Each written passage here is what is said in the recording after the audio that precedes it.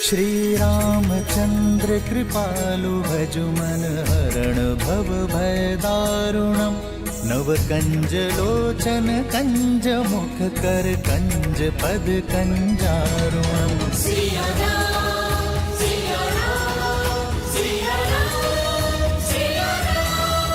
आदर्श और मर्यादा की है ये कथा महापावनम।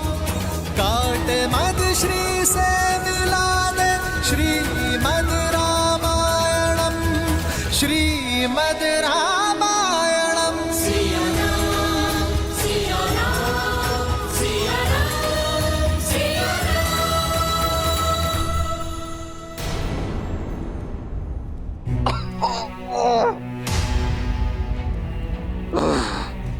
जिस भारत के लिए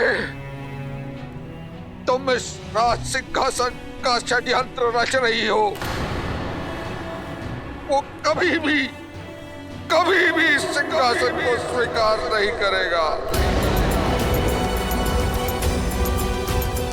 देख लेना, तुम देख लेना कैकेयी, मेरा राम एक दिन अयोध्या का राजा बनेगा। मेरा राम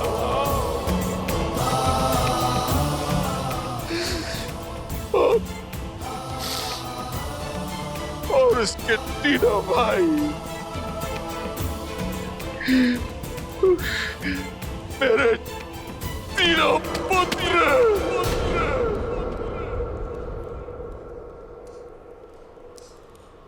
उसकी सेवा में उसके साथ खड़े हो गए।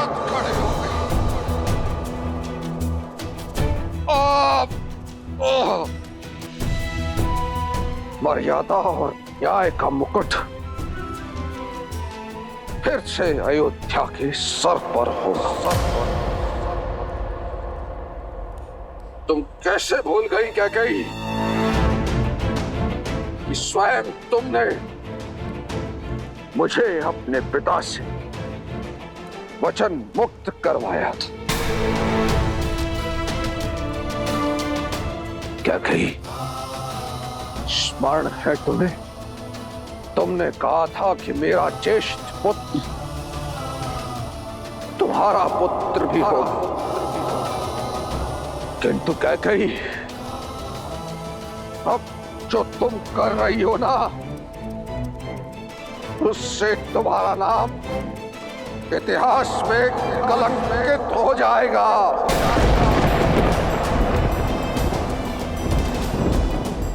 अयोध्या के लिए तुमने जो वर्षों का तप और त्याग किया है कैकेयी, लालच की अग्नि में तुमने उसे एक क्षण में भस्म कर दिया। कैकेयी, देख लेना, तुम्हारी आत्मा को अनंत काल तक मुक्ति नहीं मिलेगी, नहीं मिलेगी मुक्ति।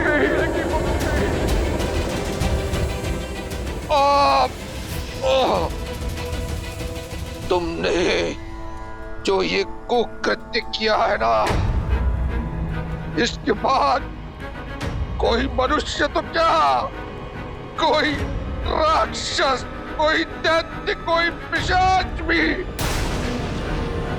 अपनी पुत्री का नाम क्या कहीं नहीं रखेगा।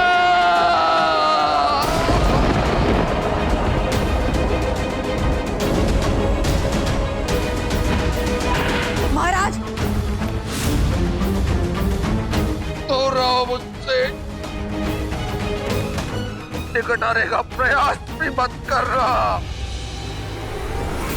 अब तो ईश्वर से एक ही प्रार्थना है, कभी भी तुम्हारा मुख ना देखूं और ना ही तुम्हारा स्वर सुनना पड़े।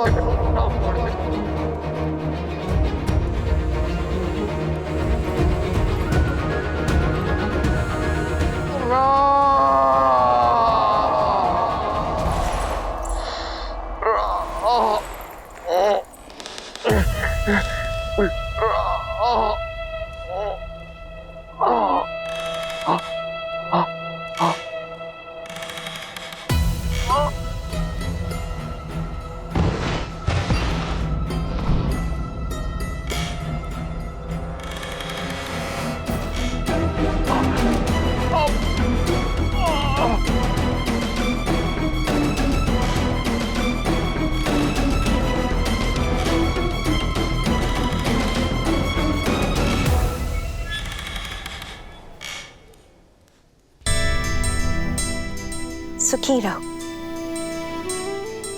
तुलादान के लिए आगे बढ़ो राम। जी माँ।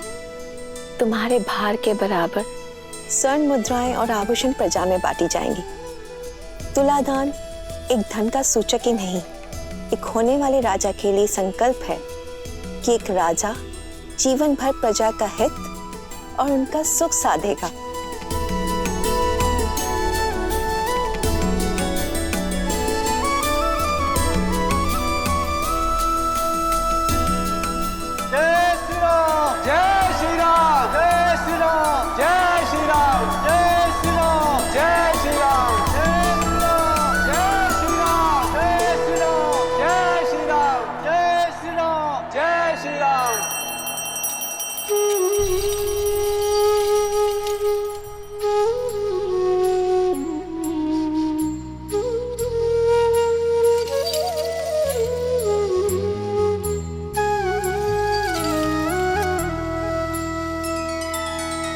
श्री रामचंद्र कृपालु भजु मन हरण भव भय दारुणम।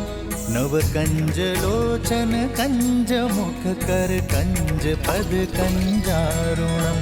भगवान के अवतार का केवल नहीं गुणगान है, कैसे नारायण बने नर इसका पावन ज्ञान है।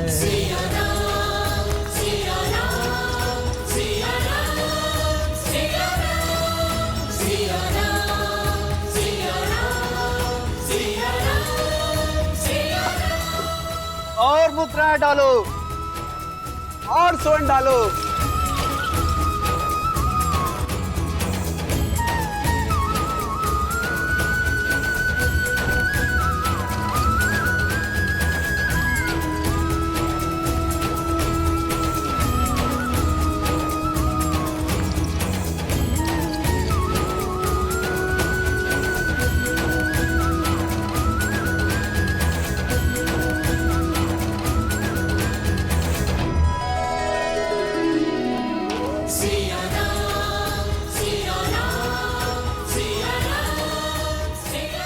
तुला को स्वर्ण से भर दो।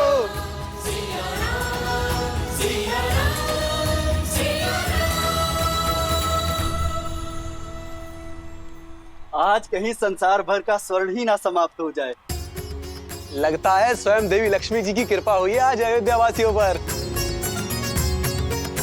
भैया, आज प्रसन्नता इतनी है कि अयोध्या के प्रत्येक घर को स्वर्ण से भर देना है।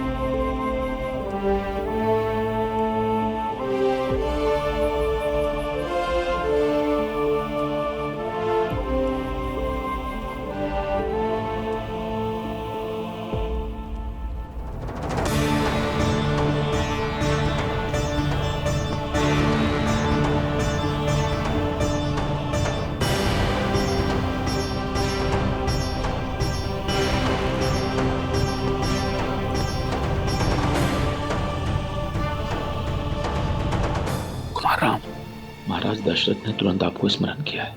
वो को भवन में महारानी कैकेयी के साथ।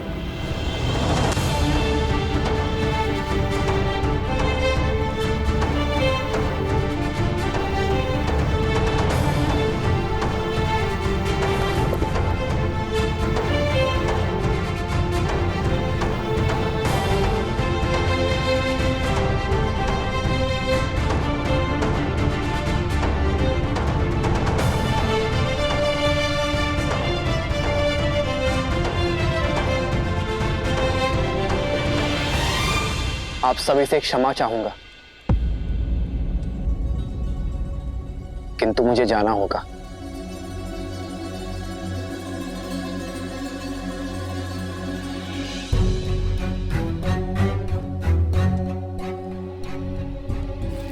लक्ष्मण,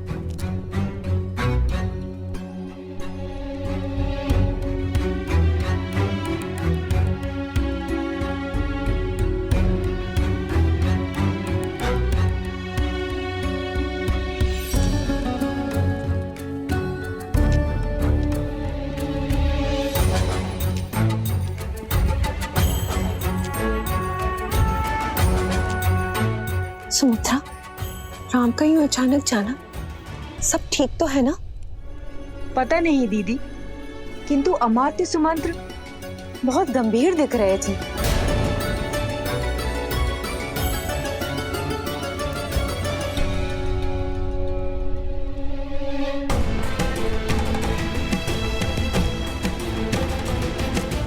पिताश्री कब से कोम भवन में माता कैकेयी के साथ है?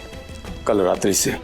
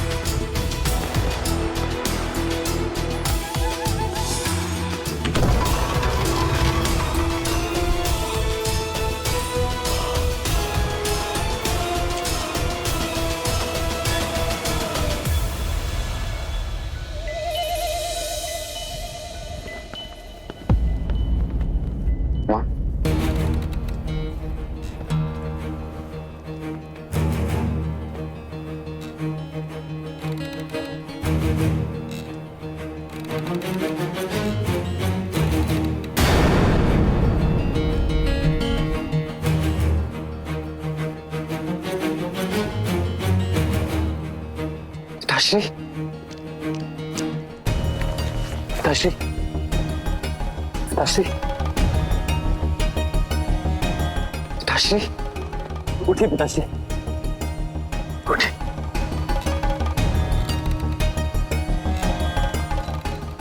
विश्राम करिए पिताश्री।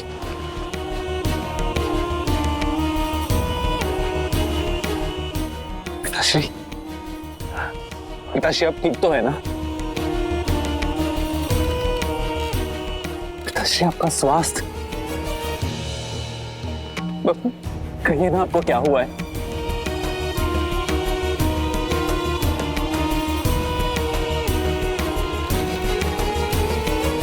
माँ, आप थी ना पिताश्री के साथ,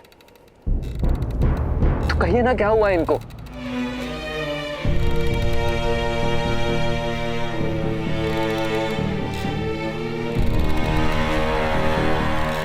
माँ,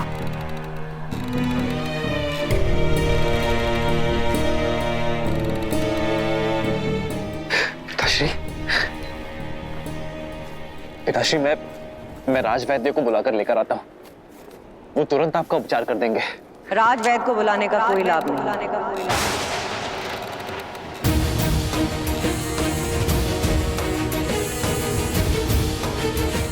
इनकी पीड़ा तन की नहीं, मन की है, मन की है, मन की है।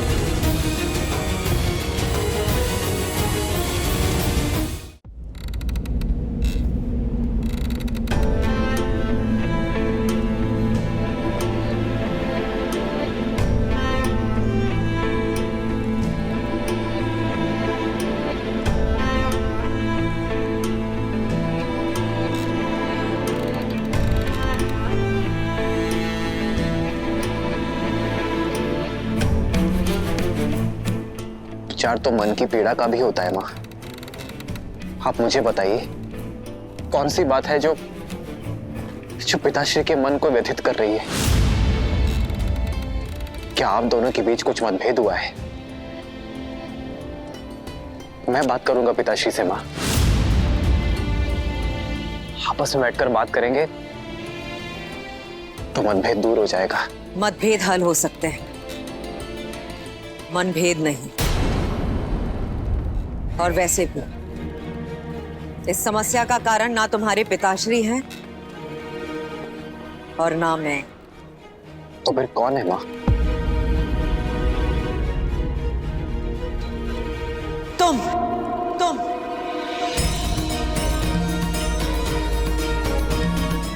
हो इस समस्या का कारण राम।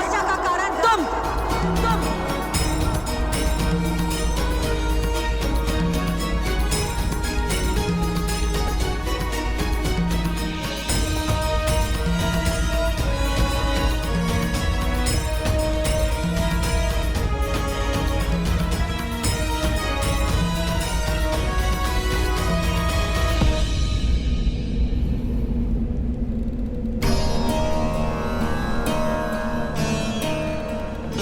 ऐसा क्या अपराध कर दिया मैंने मां कि मैं अपने ही पिताश्री के लिए समस्या बन गया? यदि समस्या का कारण मैं हूं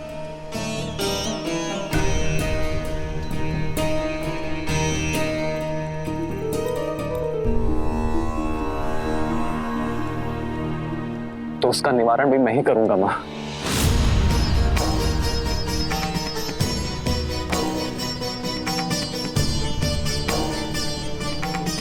समस्या का कारण तुम अवश्य हो, किंतु निवारण तुम्हारे वश में नहीं है। आज तुम्हारे कारण तुम्हारे पिताश्री वो करने जा रहे हैं जो आज तक किसी रघुवंशी ने नहीं किया। कुल की मर्यादा को तोड़ने का अपराध।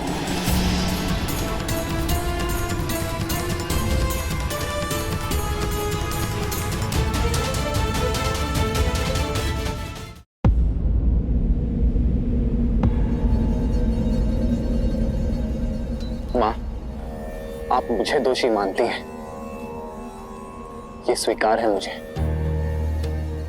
किंतु महाराज दशरथ सदा निष्कलंक थे और सदा रहेंगे। वो जीवन भर धर्म की रक्षा, रघुवंश की मर्यादा के मार्ग पर चले हैं मां। सृष्टिहीन मनुष्य मार्ग भटक जाता है और तुम्हारे प्रिय पिताश्री पुत्र मोह में, तुम्हारे मोह में मार्ग भटक चुके हैं, दृष्टिहीन हो चुके हैं और अधर्म के रास्ते पर चल चुके हैं।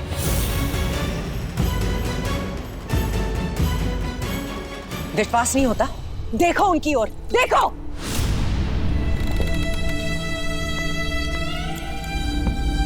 मर्यादा भंग करने के शूल ने इनके शव बांध दिए,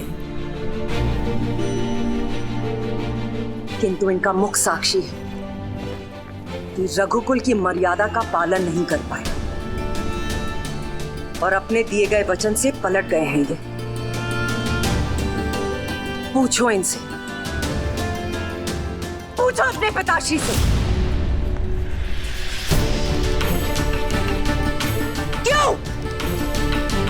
क्यों मेरे बलिदान का मान नहीं रखा जा रहा है? सम्रासुर युद्ध के पश्चात जो 2 वरदान मुझे दिए थे, उनकी पूर्ति करने से क्यों हिचकिचा रहे हैं? पूछो अपने पिताश्री से राम, पूछो।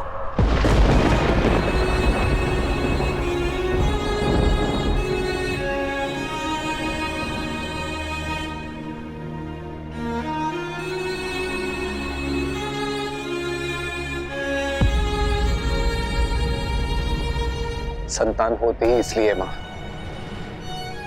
कि पुरखों की मर्यादा सनातन रहे। वो पुत्र ही क्या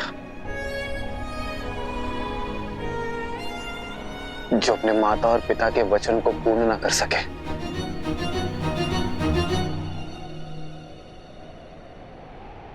क्या वर मांगे थे आपने माँ? आदेश दीजिए।